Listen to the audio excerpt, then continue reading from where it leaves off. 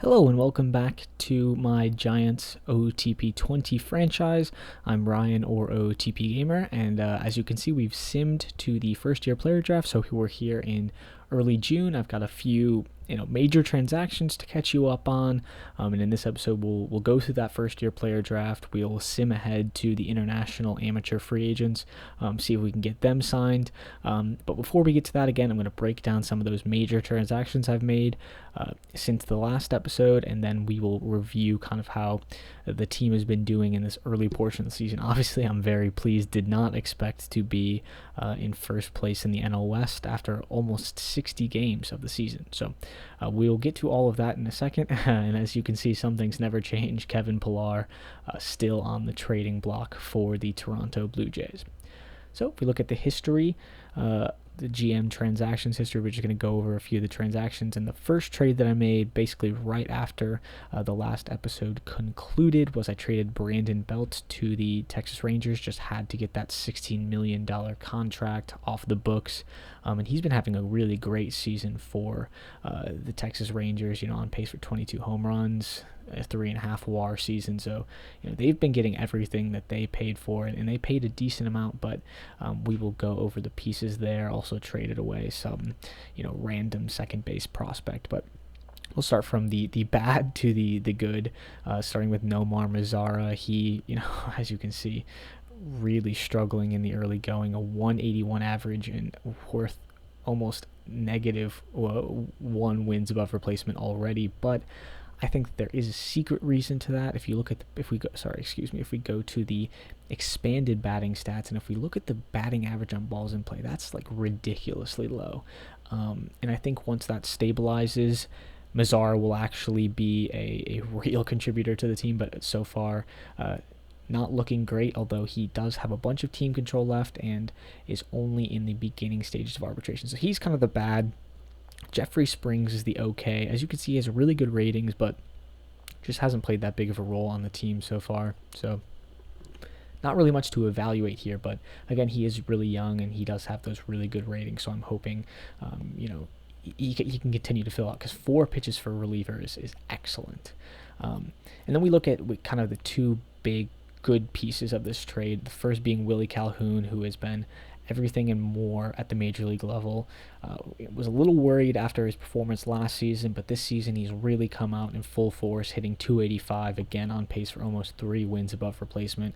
And these ratings really look good. Obviously defensively a little bit of a liability, and on the base paths as well, but offensively really has kind of the tools and the team control to be one of the, maybe not the centerpieces of the rebuild, one of the big pieces that we can kind of, have on the team, and hopefully he can be an impact bat. So he's been a really good player from that trade, and DeMarcus Evans has been kind of the absolute stud in the wings. As you can see, his OSA ratings and his ratings from good old Theo Epstein are very good. Hope that control kind of fills out, but honestly it doesn't really matter. In 26 innings pitched between AAA and AA, he has yet to allow an earned run, which is just absolutely insane to me. Still, and that walk rate honestly is not even that high, even though that control is super low, and you pair that with the absurd strikeout rate, and he's going to be a player that just is going to kill it at the major league level. But we're going to wait and just maybe hope that he gets a little bit more development on the control, and if he can get these 2 pitches to 80 and 90 grade as they're projected, that would be amazing. But he was not even looking this good when I traded for him, and he's now amazing. I'm not going to talk too much about this Parra trade. I was going to waive and designate him for assignment, so just picked up Gurriel, who the Astros kindly retained 75% of his salary, and he's been, decent player. Not too much to write home about him, but he is a good fill-in piece as we continue to bridge the rebuild.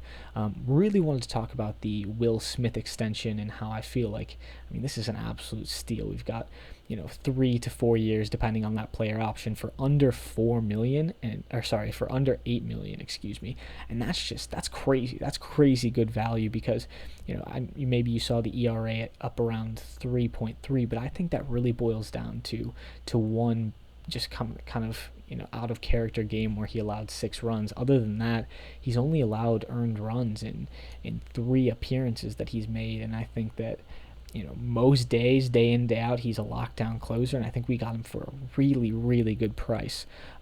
So hopefully we can take advantage of this contract, and meeting that owner goal was always one of my expectations too. So finally, we sent away another big face from the Giants past, Madison Bumgarner. He wanted like $15 million for 5 years, and I just wasn't willing to offer him that. Hadn't been performing very well, and honestly, I couldn't get much for him when I was shopping him around and trying to find some other trades. So I packaged him and this other low-level prospect. And the main players I got back is, I really liked Zach Eflin.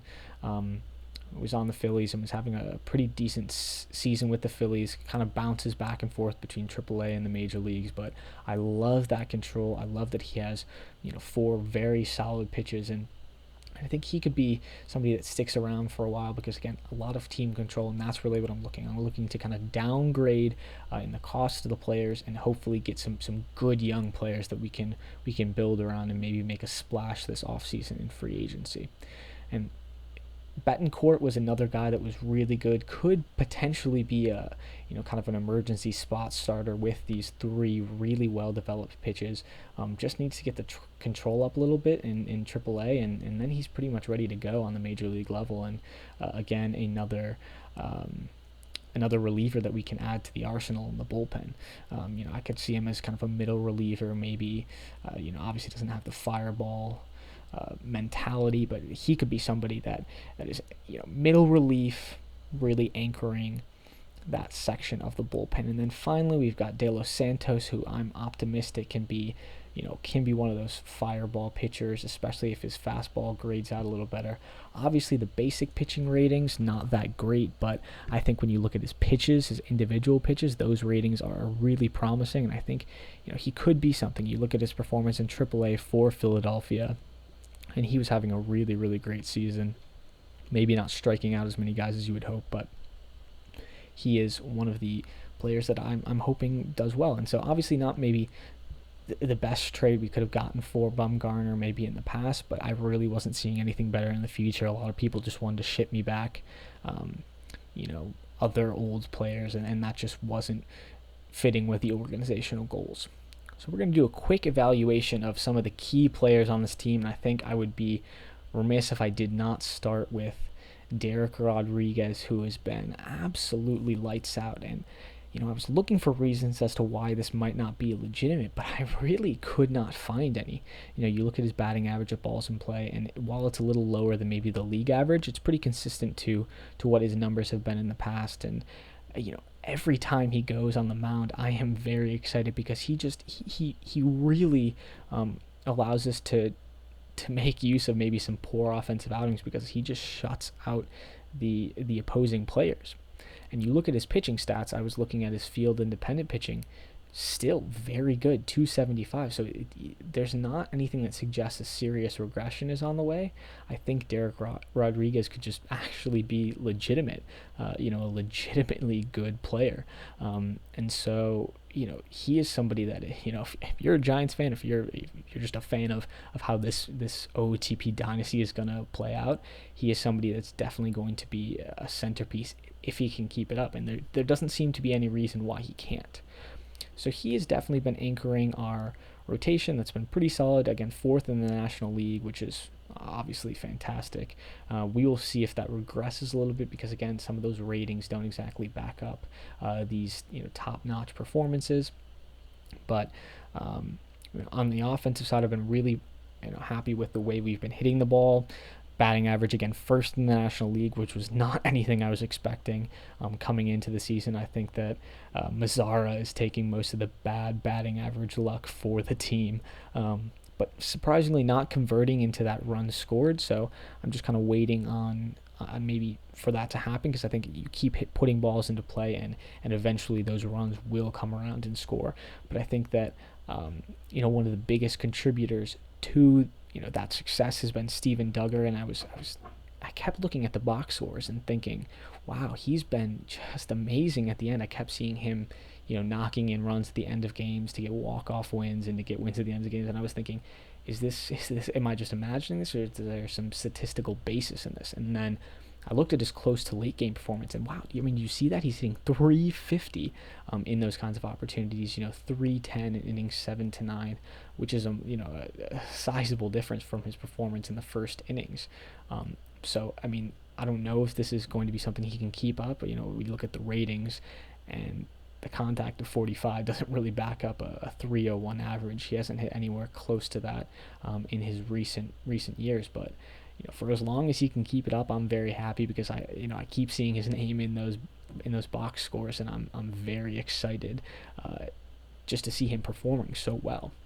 And only big injury, I guess, was Tony Watson, out for the season, tore that UCL, but hadn't really contributed at all, because he tore it pretty early in the season, as you can see, on April 3rd. So nothing else really to write home about. If as you can take a kind of a quick look, I'll open the pitching stats. I'll sort it by ERA plus. You can kind of pause the screen and take a quick look, if you will. But I think I highlighted the guys that I really thought have been key contributors in our surprise first place standing at the moment. So that's the pitching. And then on the hitting side, as you can see, obviously Buster Posey doing well. Brandon Crawford, obviously great glove, but has been really helping out with the bat too. So now that we've done the roster review, we are going to head to the first player draft. All right, so we are going to go on to the first year player draft. And we'll probably do about 7 or 8 on-camera rounds. Obviously, the 10th pick, so we're in a pretty good spot to add an impact player or two.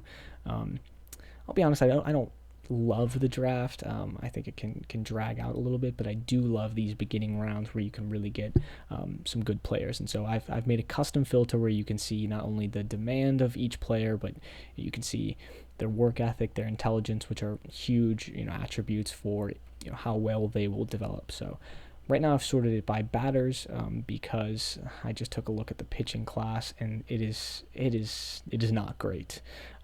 As you can see, if we just sort by potential, I mean, there's just not a lot of guys that Theo is loving. So I'm probably going to focus on batters in the early going. We're going to auto draft to our pick. Graham Stinson was just picked in the last pick, but we are going to see who the scouting director recommends. He really likes Johnny Cuevas. I'm not a big fan, and I don't love when there's a huge conflict in how OSA perceives them and how my head scout perceives them. So I'm probably going to go in a different direction. We will probably go to the working bats filter, just sort by contact maybe. Grant McCray could be somebody interesting. He looks like an impossible signing, but can always throw a bunch of money that way to get him. I'm really looking for somebody who can kind of contribute, maybe if not now, then in the future. And this Trace Gonzalez guy, while his overall ratings don't look good, I love that contact. Obviously not going to be a home run hitter in OSA's eyes, but not really sure who we want to pick here. If we sort by overall potential, maybe somebody like Cesar Valero, who kind of looks like he has some development already, but again, I don't love the disparity when there's a huge disparity between OSA and my head scout Theo Epstein. So he looks like somebody good. Again, this is the 10th pick though, so I'm really looking for kind of a home run type guy. And I really feel like Grant McCray could be that home run kind of guy. I know he's an impossible signing, but if we go back and we look at our front office, we have a ton of money to work with. So I'm not worried about that at all. I think we can throw him, $6-7 million and still get him. And I don't know. I don't like Johnny Cuevas that much. I think he could be a great utility guy, a bunch of ratings there, but he's not my guy. I'm gonna swing for the fences. We're gonna go for the impossible signing. We are going to see how it works. So we're gonna draft him, and hopefully we are able to get him. First draft pick, awesome. We're gonna auto draft to the next pick. Johnny Cuevas still there if we want to get him, and he is the recommendation again at a much cheaper price because he's drafted outside of a slot value. I'm still not convinced. I don't like the way the looks of him. We already have a great catcher, obviously, in the minor league system, but Maverick Handley looks like he could be decent. But yeah, we are going to try. I like to find really high contact guys because I think that, like as you can see on the team now, you get some guys that have high contact and they can really kind of shape the organization. Oh man, I don't want to pick Cuevas. He's not my kind of guy. He is not my kind of guy. And Trace Gonzalez, an extremely hard signing, so I just don't know about that. I think I'm going to go with somebody who has a little bit more power, maybe.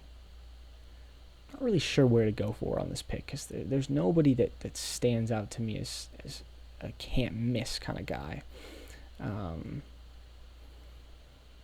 So you know what? For all the griping that I had over Cuevas, if he actually hit this potential of that high contact, that high home run power, and he can play multiple positions. I was trashing him earlier, but you know what? He will be the pick here, and a cheap pick at that. So we'll offer him the slot, auto draft to our next pick, and let's check out the arms for a second because we haven't picked any arms yet. And I'm looking for somebody who could potentially be an impact player. We've got Miles Austin. Let's check his ratings. Sometimes they hide the ratings. He actually looks like he could be decent. He's got 3 pitches, all that are decently well developed. But I don't love those ratings, 55, 50, 50. So let's go for a high stuff guy. And I don't know why. Oh, I'm sorted by all batters, and that is why all these pitching ratings are not great. So I fixed that setting. Colton Bowman, another extremely hard signing, but this is a guy. These are the people in the 3rd round that you want to pick. Could top out well, and I'm not afraid to draft high school players. So Colton Bowman, he looks like he'll still sign for the slot. So we are going to offer him the slot. We're going to we'll meet his demand, and we will auto draft to the next pick. So moving along, we are again in the 4th round. Here's where we're looking for guys that might be a little undervalued, like this is the kind of guy that I'm looking for. And there's a lot of debate over the best way to do this draft, but I'm looking for a guy that in the 4th or 5th round might not have the highest ceiling, but is closer to the majors. I think that Spears could be in the major leagues in 1 or 2 seasons if he can get the movement and control up. Already has well-developed fastball and slider and decent stuff. So I'm going to see what the scout says, but I'm going to draft Spears unless I'm blown away. And see, I'm not really interested in a 21-year-old who needs this much development. So I'm going to go with Carson Spears. We're going to offer him the slot. Few more rounds to go. We're going to auto draft to the next pick. We'll kind of do a default search, see who has a lot of potential left. All players. Let's see. Trace Gonzalez has been here for a while. I think it's because he's a hard signing, but he's been somebody that you look at those outfield ratings, and those are pretty good on OSA's scouting. Theo doesn't like him as much, but I do like the development already in the eye and the avoid Ks, and if he can hit that contact, even maybe 60 potential, he would be good. Again, a little far away from the major leagues for my taste, but let's see. Scouting director is recommending Trace Gonzalez, and you know what? I was thinking about him, and if the scout recommends him, we are going to go with him. We'll offer him the slot, and okay. So we are at the 6th round. Probably do 2 more rounds on camera. See where it goes. Sean Rimmer is the recommendation. I don't like the looks of this guy. Basically, solely depends on his home run power. That's not a guy that I love. We will see if there's any good bats. Landon Sims looks to be interesting because he's a starting pitcher but has a lot of good batting ratings, and those are always people that I look to draft because you can flip them immediately, and sometimes they become way better than they were initially scouted at. And when I'm looking at his ratings here, his contact is a little low, but his gap, his power, and his eye are really high. You look at those outfield ratings, he could be a really good outfielder,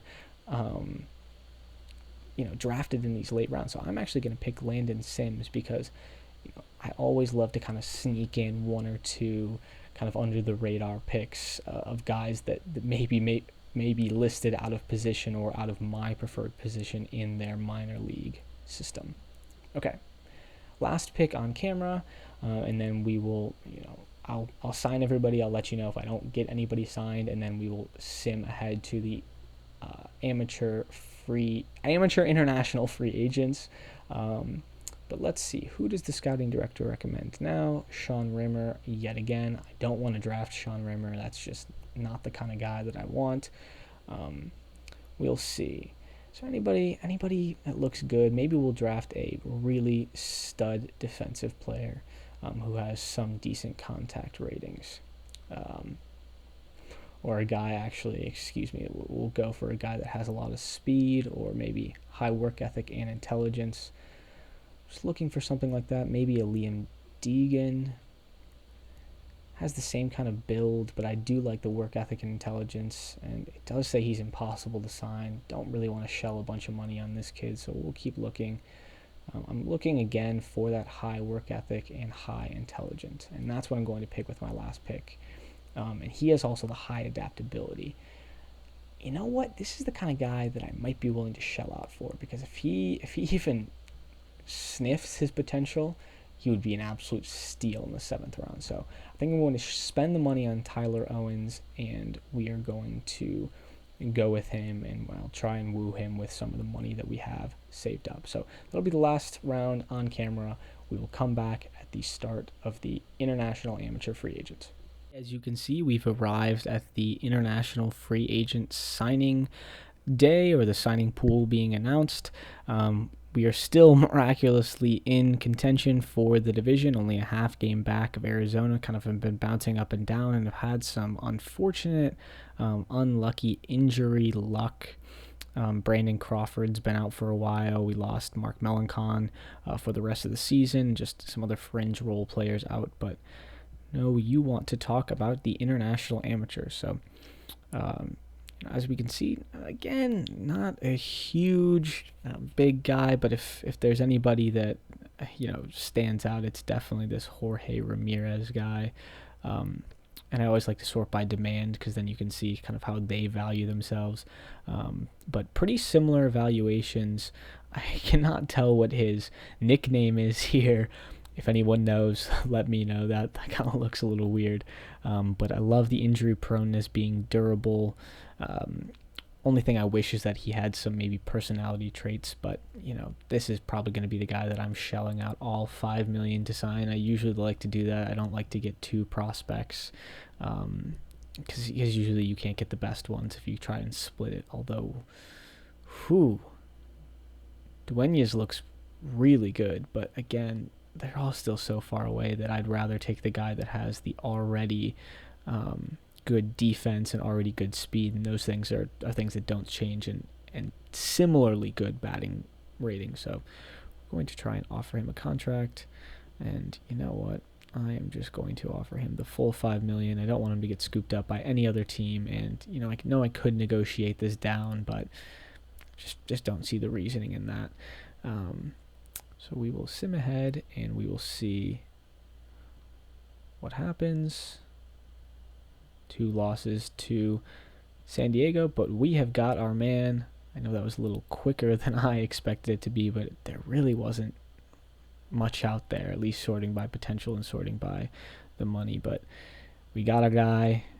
He's a little downgraded, I guess, once he actually got into our system and was able to be properly evaluated. But I'm really excited to get basically the top international amateur in the class. He was the first one to sign, but I mean, just in case you want to look at, I guess, some of the other ratings, we already looked at Dueñas.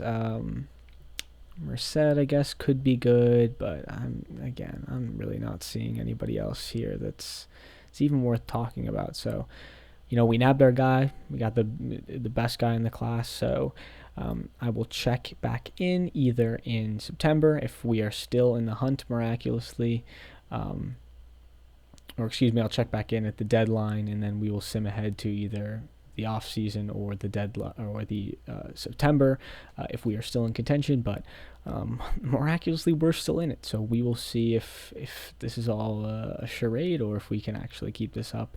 And I will keep you guys up to date. Thank you for watching.